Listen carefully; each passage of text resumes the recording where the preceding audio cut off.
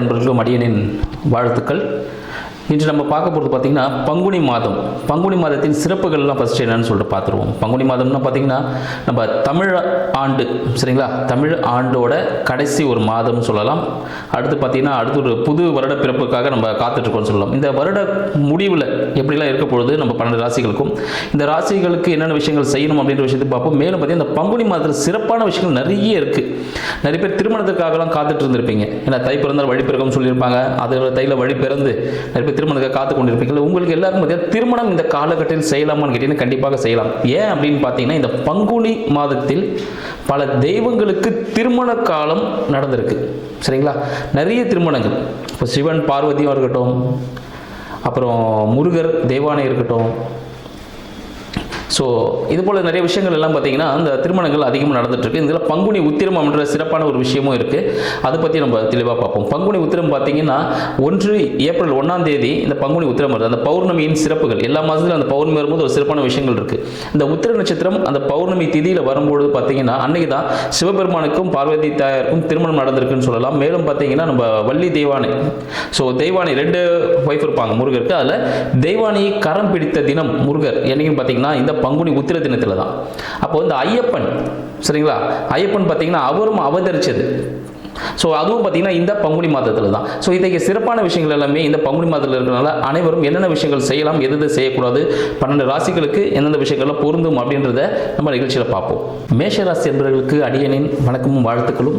இந்த பங்குனி மாதத்தில் மேஷராசி என்பவர்களுக்கு எதிலிருந்தெல்லாம் விடிவு காலம் பிறக்க பொழுது என்னென்ன அதிசயங்கள் காத்துட்ருக்கு அப்படின்னு பார்ப்போம்.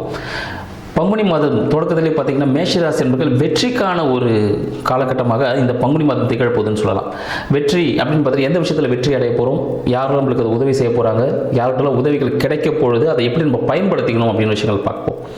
ஸோ மேஷம் சொல்லும் போது பார்த்தீங்கன்னா ஒரு ஆளுமை மிக்க அன்பர்கள்னு சொல்லலாம். இவங்க இது வரைக்கும் நீங்கள் நடந்துட்டு இருந்த சில பிரச்சனைகள், கோர்ட்டு கேஸ் வழக்குகள் எதனா இருந்திருக்கும், இல்லை தீராத பிரச்சனைகள் எதனா இருந்திருக்கும், அடிவயிறு சார்ந்த பிரச்சனைகள், நிறைய கடன் கூட நிறைய வாங்கியிருப்பீங்க. அதாவது நீங்களாவே கடன் நிறைய வாங்கியிருப்பீங்க, போயிட்டு வாலண்டரியாகவே சில விஷயங்கள் நான் செய்ய போகிறேன், சாதிக்க போகிறேன் அப்படின்னு சொல்லிட்டு. அது எல்லாத்துக்கும் ஒரு தீர்வு காலமாக இந்த பங்குனி மாதம் விளங்க போகுதுன்னு சொல்லலாம். ஏன்னு பார்த்தீங்கன்னா உங்களுக்கான வெற்றிகள் இதுவரை நீங்கள் செஞ்ச விஷயங்கள், இப்போ அறுவடை செய்யணும்னு பார்த்தீங்கன்னா ஒரு நிலத்தை ஃபஸ்ட்டு உழுவாங்க, அதுக்கான விதை விதைப்பாங்க, அந்த விஷயம் அந்த ப்ராசஸில் இருக்க பாருங்க. இதுவரை நீங்கள் செஞ்சுட்டு வந்துருப்பீங்க. இந்த தை மாதத்தில் இந்த அறுவடை செய்யும் பொழுது பார்த்தீங்கன்னா அவங்களுக்கு அப்போதான் அந்த பணம், அந்த விஷயங்களுக்கான பலனே அப்போ தான் கிடைக்கும்.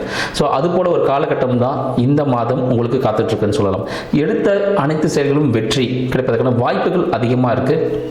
கம்யூனிகேஷன் சார்ந்த விஷயங்களில், சரிங்களா, இதுவரை கம்யூனிகேஷன் சார்ந்த விஷயங்களில் சின்ன பிரச்சனைகள் ஏற்பட்டிருக்கும். உடல் சார்ந்த விஷயங்கள், இந்த தோல் நோய்கள், இல்லை நரம்பு சம்மந்தப்பட்ட விஷயங்கள், இஎன்டி ரிலேட்டடான விஷயங்கள், ரத்தம் சம்மந்தப்பட்ட விஷயம் கூட சில பேருக்கு உடம்புல பிரச்சனைகள் இருக்கிற வாய்ப்புகள் இருக்கும். அது உஷ்ணம் சம்மந்தப்பட்ட விஷயமும் இருக்கும். இது போல விஷயங்கள் எல்லாமே இந்த காலகட்டத்தில் கொஞ்சம் குறைஞ்சி, சரிங்களா, ஒரு நல்ல விஷயத்தை நீங்கள் அடைவதற்கான ஒரு வாய்ப்பாக இந்த காலகட்டம் திகழப்போகுதுன்னு சொல்லலாம். முக்கியமாக அந்த மாற்றுத்திறனாளிகள் யாருனா இருந்தாலும், இல்லை மாற்று மொழி பேசக்கூடியவர்கள் யாருனா இருந்தால் அன்பர்கள் இருந்தால் அவங்களுக்கு உங்களால் முடிஞ்ச உதவிகளை செய்யுங்க. அது உங்களுக்கு மிகவும் சிறப்பான ஒரு பலனை கொடுக்கும்னு சொல்லலாம். உங்களோட அண்ணன் சொல்லுவாங்க, மூத்தவர்கள், அண்ணனாக இருக்கலாம், அக்காவாக இருக்கலாம், யாராவது இருக்கலாம், உங்கள் மூத்தவர்கள் யாராவது இருந்தாங்கன்னா அவர்கள் மூலியமாக, இல்லை நீங்கள் யாராவது அண்ணன் அக்கான்னு கூப்பிடுவீங்க பார்த்தீங்களா, ஸோ அவர்கள் மூலியமாக உங்களுக்கு ஒரு உதவி தானாகவே வந்து சேரும். இதுவரை நீங்கள் எதிர்பார்த்துக்க முடியும், திடீர்னு அந்த உதவி வந்து உங்களுக்கு சேருவதற்கான வாய்ப்புகள் அதிகமாக இருக்குன்னு சொல்லலாம். மேலும் பார்த்தீங்கன்னா இந்த மேஷராசி அன்பர்கள் யாரெல்லாம் இந்த வாட்டி தேர்வு எழுத போகிறீங்களோ அவங்களுக்கு எல்லாமே ஒரு நல்ல செய்தி இருக்குது. ஏன்னு பார்த்தீங்கன்னா நீங்கள் எந்த இலக்கை அடையணும் அப்படின்னு சொல்லிட்டு இதுவரை கடந்த ஒரு வருஷமாக நீங்கள் படிச்சுட்டு இருப்பீங்க. அது ஒரு பெரிய போராட்டம் தான். இன்னும் நிறைய எக்ஸாம்ஸ் எல்லாம் ப்ரிப்பேர் பண்ணியிருப்பீங்க. இந்த காலகட்டம் உங்களுக்கு ஒரு நல்ல மதிப்பெண்களை வழங்கக்கூடிய ஒரு காலகட்டமாக இருக்குது.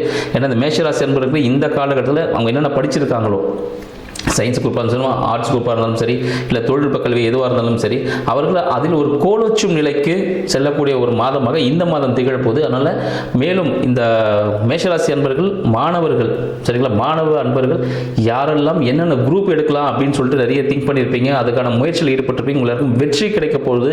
அதுக்கான நீங்கள் விரும்பிய குரூப்லேயே நீங்கள் சேருவதற்கான வாய்ப்புகள் இந்த காலகட்டத்தில் இருக்குன்னு சொல்லலாம். மேலும் வருமானம் சார்ந்த விஷயங்கள் மேஷராசி அன்பர்களுக்கு இந்த காலகட்டத்தில் பார்த்தீங்கன்னா கொஞ்சம் எக்ஸ்ட்ராவே கிடைக்கிறதுக்கான வாய்ப்புகள் உண்டு. ஏன்னாங்க எல்லாமே பாசிட்டிவாகவே சொல்லிட்டு இருக்கோம். அப்போது ஒரு ஜாக்பாட் யாருக்குன்னு பார்த்தீங்கன்னா மேஷராசி அன்பர்களுன்னு சொல்லலாம். கரெக்டுங்களா? அப்போ நான்காம் வீடு பார்த்தீங்கன்னா நம்ம தாயார் ஸ்தானங்கள். ஸோ அந்த விஷயங்கள்லாம் பார்த்தீங்கன்னா சின்ன சின்ன உபாதைகள் வர்றதுக்கான வாய்ப்புகள் உண்டு. ஸோ தாயார் சார்ந்த விஷயமா இருந்தாலும் சரி, இல்லைனா உங்களுக்கு இந்த சளி தொந்தரவுகள் எதனா இருப்பதுக்கான வாய்ப்புகள் உண்டு. வண்டி வாகனங்கள் ஏதாவது பழுது ஆக இருந்தால் அதை ரெடி பண்ணி வச்சுக்கோங்க. ஏன்னு பார்த்தீங்கன்னா ஒரு சின்ன சின்ன விஷயங்கள் நெகட்டிவ்ஸ் ஏதாவது சின்ன சின்னதாக அதை கொஞ்சம் ரெக்டிஃபை பண்ணும்பொழுது உங்களுக்கு பாசிட்டிவ் எனர்ஜி இன்னும் கொஞ்சம் இன்க்ரீஸ் ஆகும். இல்லை வீட்டில் ஏதாவது ஆல்ட்ரேஷன் ஒர்க் பண்ண வேண்டிய ஒரு காலகட்டாயம் ஏற்படும் இந்த காலகட்டத்தில். சரிங்களா? அதுவும் பார்த்தீங்கன்னா அது ரொம்ப டைட் பொசிஷனாக இருந்தாலும் முடிஞ்ச அளவுக்கு சரி பண்ண பாருங்கள். அது உங்களுக்கு ரொம்ப சுகமாக அமைகிறதுக்கான வாய்ப்புகள் உண்டு. குழந்தைக்காக யாரெல்லாம் காத்துட்டு இருந்தீங்களோ மேஷராசி அன்பர்கள், உங்களுக்கு குழந்தைக்கான விஷயங்கள் மருத்துவ உதவியோடு இந்த காலகட்டத்தில் கைகூடும் சொல்லலாம். குழந்தை சார்ந்த விஷயத்தில் நீங்கள் ஒரு இன்வெஸ்ட்மெண்ட் பண்ணுறதுக்கான வாய்ப்பும் ஏற்படும். ஒரு ஹியூஜ் இன்வெஸ்ட்மெண்ட் நீங்கள் செய்வதற்கான வாய்ப்பாக இந்த பங்குனி மாதம் திகழப்போது. குழந்தை சார்ந்த விஷயங்களில் ஏதாவது மருத்துவ செலவுகள் ஏற்படுவதற்கான வாய்ப்புகள் உண்டு. எனவே குழந்தைகளை கொஞ்சம் கையில் நீங்கள் பார்த்து பக்குவமாக இந்த அவுட் சைடு ஃபுட்டெல்லாம் இந்த கலராக இருக்கும் பாருங்கள், அந்த ஃபுட்டெல்லாம் கொஞ்சம் வாங்கி கொடுக்காம கொஞ்சம் நேச்சுரலான ஃபுட்டு கொடுத்துட்டு வீட்டில் சமைக்கிற உணவே குழந்தைக்கு கொடுங்க. அது அவங்களுக்கு ஒரு நல்ல ஒரு ஆரோக்கியத்தை கொடுக்கும். குழந்தை பேரில் ஒரு முதலீடு செய்வதற்கான காலகட்டமாக இந்த காலகட்டம் திகழப்போகுது.